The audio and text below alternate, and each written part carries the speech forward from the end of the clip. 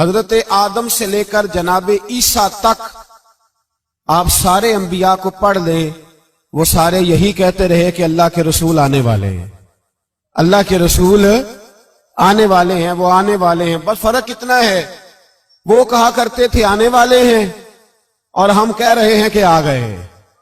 بس ساری امتیں حضور کا ہی ذکر کرتی رہیں۔ وہ کہا کرتے تھے کہ علامہ اسماعیل حقی نے تفسیر روح البیان میں لکھا ہے، امام سیوطی نے الخصائص الکبریٰ میں لکھا ہے، جناب آدم کے انتقال کا وقت آیا تو اپنے بیٹے حضرت شیش کو بلایا اور بلا کر کے فرمانے لگے، شیش میں جا رہا ہوں بیٹے، لیکن یاد رکھنا ساری زندگی ایک کام نہ بھولنا۔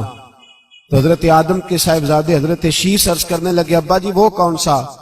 کہنے لگے ہر وقت ہر روز اللہ کے آخری نبی پر درود و سلام پڑھتے رہنا۔ انہوں نے کہا کہ والد گرامی وہ کون ہے؟ تو حضرت آدم کہنے لگے، جب اللہ کریم نے میرے اندر روح پھونکی تھی تو میں نے جنت کے درختوں اور پتوں پر لکھا دیکھا تھا لا الہ الا اللہ محمد رسول اللہ صلی اللہ علیہ وسلم۔ ہر پیغمبر نے، ہر رسول نے، آپ دیکھیے نا حضرت ابراہیم نے کعبہ بنایا۔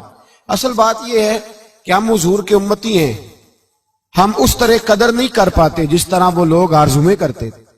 حضرت ابراہیم نے کعبہ بنایا، اللہ کا گھر، اللہ کا گھر۔ یہاں جو آدمی اپنے سگے بیٹے کو بھی گھر بنا کے دیتا ہے، وہ بھی اپنی بہو کو کہتا ہے میں نے بنا کے دیا، حالانکہ اپنے بیٹے کو دیا ہے۔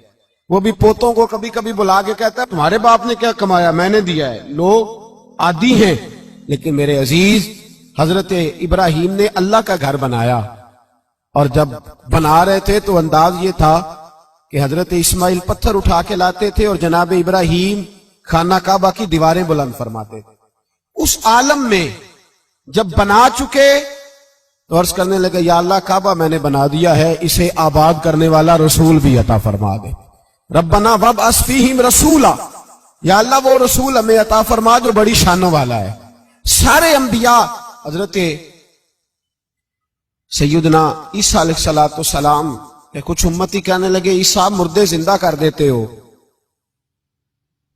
کوڑوں کو شفا دے دیتے ہو، اے عیسیٰ آپ کا ہاتھ لگ جائے تو اللہ بڑے سے بڑے برس کے مریض کو بھی شفا دے دیتا ہے، لگتا ہے سب سے زیادہ شان والے آپ ہی ہو۔ تو حضرت عیسیٰ کہنے لگے نہیں، وَمُبَشِّرٍ بِرَسُولٍ يَأْتِي مِن بَعْدِهِ اسْمُهُ احمد، فرمایا شان والا تو وہ ہے جس کی میں تمہیں خوشخبری دینے آیا ہوں، وہ میرے بعد آئے گا اور اس کا نام احمد ہوگا، وہ اس کی میں تمہیں خوشخبری دینے آیا ہوں۔ میرے بھائی، میرے رسول کریم سید عالم صلی اللہ علیہ وسلم کے بارے میں ہر نبی، ہر پیغمبر، ہر رسول یہ کہتے آئے وہ آنے والے ہیں، اور ہم کیا کہہ رہے ہیں؟ وہ ہم کیا کہہ رہے ہیں؟ فرق اتنا ہے، وہ کہا کرتے تھے آنے والے ہیں، اور ہم کیا کہتے ہیں؟ ہم کہتے ہیں آ گئے ہیں۔ عید میلاد النبی ہے، کیا سہانا نور ہے، دیکھو آ گیا وہ نور والا جس کا سارا ہی نور ہے۔ ہم یہ کہہ رہے ہیں کہ وہ آ گئے، بڑی عزت والا، بڑی شان والا۔ رب کریم بڑے بلند حوصلے والا ہے، وہ کسی کو جتلاتا نہیں کوئی شے دے کے، وہ نہیں جتلاتا، اس کو جو نہیں مانتے انہیں بھی روٹی دیتا ہے۔ جس نے ساری عمر نماز نہیں پڑھی اللہ نے اسے بھی بچے عطا فرمائے، اس نے ساری زندگی نافرمانی کی رب نے اسے بھی نعمتیں دی، کسی نعمت پر احسان نہیں جتلایا، لیکن فرمایا میرے نبی کے غلاموں ذرا ہوش سے رہنا، ذرا ہوش سے۔ ساری زندگی برادریوں پر ہی فخر کرتے رہے ہو، ساری زندگی بینک بیلنس اور جائیداد اور مال پر ہی تم نے فخر کیا ہے، فرمایا ایک فخر والی چیز میں تمہیں دے رہا ہوں، اور میں تمہیں بتا رہا ہوں لقد من اللہ علی المؤمنین اذ بعث فیہم رسولا۔ اور یار اس پہ کبھی غور تو کرو، اس پہ کبھی غور تو کرو، احسان جتلانا کو چھوٹی سی بات ہے، اور پھر مالک جس کے حوصلے پر کوئی کلام ہی نہیں کر سکتا، وہ مالک کے شان جتلا کے تجھے کہتا ہے او مسلمان تو چھوٹا سمجھتا ہے، تو شاید ہلکا جانتا ہے، ہوش کر اور اپنے اندر کے مصطفیٰ کریم کے اس غلام کو بیدار کر۔ رب فرماتا ہے میں نے تمہارے اوپر بڑا ہی احسان کیا ہے، میں نے بڑا ہی احسان کیا۔ یا اللہ کیا؟ فرمایا اس بعث فیہم رسولا، میں نے تمہیں اپنا شانوں والا رسول عطا کیا ہے۔ دیدہ دل کا دریچہ باز کرنا چاہیے، اور یا رسول اللہ جن کا تو آقا ہے ان کو ناز کرنا چاہیے۔ اب تھوڑا مسلمان ہونے پہ بھی فخر کرو، کبھی کوئی پوچھے تو اسے بتایا کرو ہم رسول اللہ کے غلام ہیں، یہ بھی ہماری برادری ہے اور یہ سب سے بڑی برادری. اس برادری کے اندر بھی لوگوں کو لائیں. آپ کو پتہ ہے میلاد انقلاب کا نام ہے. میلاد جب تک نہیں ہوا تھا تو بیٹیاں زندہ دفن ہوتی تھیں. آپ علماء سے یہ سن تو لیتے ہیں پر ذرا اس معاشرے کی بے حسی تو دیکھو. بیٹی جان ہوتی ہے باپ کی, بیٹی رونق ہوتی ہے گھر کی. ایک آدمی کے 11 بیٹے ہیں تو مجھے ایک دفعہ کہنے لگا دعا کریں اللہ مجھے بیٹی بھی دے. تو میں نے کہا 11 بیٹے ہیں, کہنے میری تو منجی نو رونا بھی کسے نہیں, بیٹے تو نہیں یہ کام کرتے. دعا کریں اللہ بیٹی دے, میری چارپائی کے پاس تو کوئی بیٹھے. او بھائی بیٹی جو اتنے وقار والی ہوئی تو آپ پڑھیے نا, حضرت داہیہ کلبی کہتے ہیں میں موجود تھا جب وہ شخص آیا تھا. لوگ 12 ربیع الاول کے اس معاملے کو معمولی واقعہ سمجھنے لگے. نہ بھائی ہم تمہیں پیغام دے رہے ہیں, یہ معمولی واقعہ نہیں. حضرت داہیہ کلبی کہتے ہیں اس شخص نے آ کے عرض کی یا رسول اللہ صلی اللہ علیہ وسلم میں نے 100 بچی زندہ دفن کی ہے, زندہ دفن. اور کہتے ہیں میری اپنی بیٹی, میں سفر پہ تھا تجارت پہ, تو میرے پیچھے سے میرے گھر میں بیٹی ہو گئی. میری بیوی نے اپنے میکے جا کے چھپا دی. تو میں واپس آیا تو اس نے کہا بچہ ہوا تھا فوت ہو گیا, میں نے دفن کر دیا.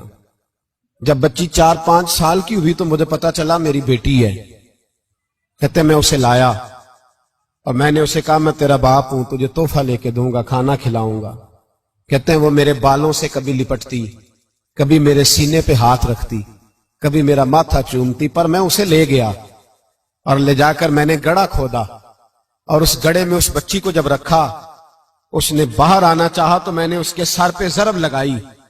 جب چوٹ لگائی تو وہ دوبارہ گڑھے میں گری.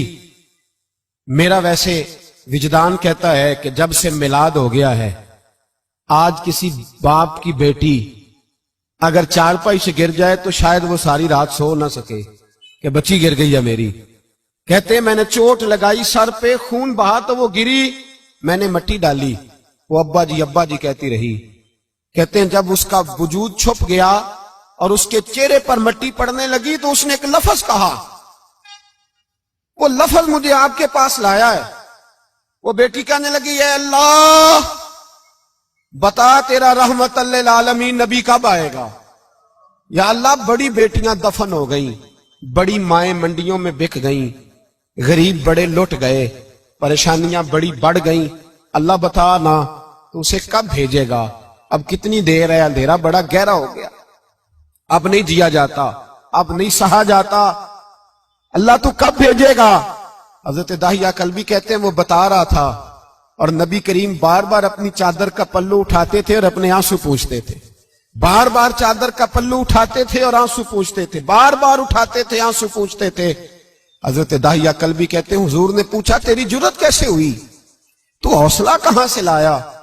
اس نے کہا محبوبہ پتہ نہیں, لیکن قربان جاؤں یا رسول اللہ صلی اللہ علیہ وسلم میں نے آج سویرے آپ کے ایک صحابی کو یہ کہتے سنا ہے کہ وما ارسلناک الا رحمت للعالمین. تو وہ یہ رحمت للعالمین کے لفظ ہیں, یہ تو میں نے اپنی مرتی ہوئی بیٹی سے سنے تھے. تو آج جب میں نے اس کی زبان سے سنے تو میں نے کہا تو انہیں جانتا ہے. کہا جانتا ہوں. کہا مجھے بھی لے چل. تو حضور میں آپ کے دروازے آیا ہوں, رب معاف کر دے گا. تو میرے حبیب نے فرمایا چل پڑھ کلمہ, جو میرا کلمہ پڑھ لے اللہ اس کے سارے گناہ معاف کر دیا کرتا ہے. بھائی غلاموں کے ساتھ ظلم ہوتا. حضرت بلال حبشی, حضرت بلال کے بارے میں بڑے واقعات ملتے ہیں. ایک واقعہ بڑا منفرد لکھا ہے کتابوں میں. حضرت بلال سے لوگوں نے کہا آپ نبی پاک سے متاثر کیسے ہوئے. تو جناب بلال کہنے لگے میں زیادہ لوگوں کو مکے کے لوگوں کو جانتا ہی نہیں تھا, چونکہ میری ڈیوٹی تھی گھر میں کام کرنے کی, اور مجھے سخت سزا ملتی تھی امیہ بن خلف کی طرف سے. بلکہ تحقیق یہ ہے کہ یہ عبداللہ بن جدان کے غلام تھے. امیہ بن خلف نے تو جب انہوں نے کلمہ پڑھا تو پھر خریدا. عبداللہ بن جدان کہنے لگا میں فارغ نہیں, آپ لے لیں, آپ اس کو سزائیں دیں. تو کہتے میں ان کے گھر میں ہوتا تھا تو میں تو زیادہ لوگوں کو جانتا ہی نہیں تھا, کبھی مجھے موقع ہی نہیں ملا تھا باہر نکلنے کا. ہماری غلاموں کی کوئی زندگی نہیں ہوتی تھی. آج تو ہر آدمی کہتا ہے نا میں کچھ چودھری سے لے کے کھاتا ہوں. یہ جو تیرے اندر حوصلہ ہے نا, یہ میرے رسول نے تجھے عطا فرمایا ہے, یہ میرے نبی نے تجھے دیا ہے, ورنہ تو غلام بکا کرتے. یہ حوصلہ تجھے رسالت مآب نے دیا۔ حضرت بلال کہتے ہیں میں ایک دن مجھے بخار چڑھ گیا بڑا تیز، میں لوگوں کو جانتا نہیں تھا، فرماتے مجھے تیز بخار چڑھ گیا تو ٹھنڈ بڑی سخت تھی، میرے مالک نے مجھے کئی کلو جو دیے پیسنے کو چکی پہ، کہتے میں بیمار تھا تو میں نے کچھ دوائی لی جو اس وقت موجود ہوتی تھی، تو میں نے ایک لحاف لیا، دودھ پیا تو مجھے نیند آ گئی، جب میں سویا تو میرا مالک آ گیا، اس نے آ کر کے مجھے سوئے ہوئے دیکھا تو کھینچ کر کمبل اتارا، رضائی اتاری، لحاف اتارا، کہنے لگا اب تیری سزا یہ ہے کہ تو کھلے میدان میں بیٹھے گا، وہاں چکی پیسے گا، اور دوسری سزا یہ ہے کہ تجھے قمیض پہننے کی بھی اجازت نہیں۔ حضرت بلال کہتے ہیں تیز بخار، ٹھنڈ کا عالم، اور جب میں چکی پیس رہا تھا تو رو رہا تھا، اور میں پوچھ رہا تھا خدایا ہمارے نصیب، اللہ ہمارے مقدر ہے، جرم ضعیفی کی سزا مرگ مفاجات۔ سیدنا بلال حبشی رضی اللہ تعالیٰ عنہ فرماتے ہیں میرے دروازے کے قریب سے رسول پاک گزرے اور مجھے ہائے ہائے کرتے دیکھا تو دستک دی، میں نے کہا کون ہے؟ دروازہ کھلے آ جاؤ۔ محبوب اندر آئے تو پوچھنے لگے کیوں رو رہے ہو؟ میں نے کہا جاؤ اپنا کام کرو، یہاں دکھ سارے پوچھتے ہیں مداوا کوئی نہیں کرتا، یہاں تقریریں سارے کرتے ہیں، حقوق غریباں پر بات سارے کرتے ہیں، مداوا کوئی نہیں کرتا، جاؤ اپنا کام کرو۔ کہتے ہیں میں نے سخت جملے کہے معاذ اللہ، حضور چلے گئے، اور جب حضور جا رہے تھے تو میں کہہ رہا تھا بس جا رہے ہو نا، میں نے پہلے ہی کہا تھا جاؤ۔ کہتے ہیں قربان جاؤں، تھوڑی دیر گزری تو اللہ کے رسول کے ہاتھ میں گرم دودھ کا پیالہ تھا، کھجوریں تھی، حضور تشریف لائے اور کریم رسول نے مجھے کھجوریں دی، دودھ پلایا اور کہا چل جا کمبل میں بیٹھ جا۔ تو میں نے کہا چکی کون پیسے گا، وہ تو بڑا مارے گا۔ کہتے ہیں لوگو اس نبی کا میلاد اور معراج بھول نہ جانا، اس رسول پاک کی محبتوں میں کمی نہ آنے دینا، اس محبوب کا نعرہ ساری دنیا میں لگا دینا۔ فرماتے ہیں میرے حبیب کے میں قربان جاؤں، مصطفیٰ کریم نے فرمایا تو بیٹھ رضائی میں اور آج تیرے حصے کی چکی میں پیسوں گا۔ کہتے ہیں ساری رات حضور چکی پیستے رہے، ساری رات۔ سویرے میں اٹھا اور میرے حبیب پاک نے مجھے وہ سارا کچھ دیا اور خود چلے گئے۔ اگلی رات پھر آئی تو حضور پھر آ گئے، مجھے پھر رضائی میں لٹایا، دودھ پلایا اور ساری رات چکی پیسی۔ کہتے ہیں بس تیسرے دن حضور چکی پیس کے جانے لگے تو میں نے قدم تھام لیے، میں نے کہا بیبا دنیا ساری جھوٹ بولتی ہے، زمانہ سارا غلط کہتا ہے، جو غلاموں کے حصے کا کام کرے وہ اللہ کا سچا رسول ہوا کرتا ہے۔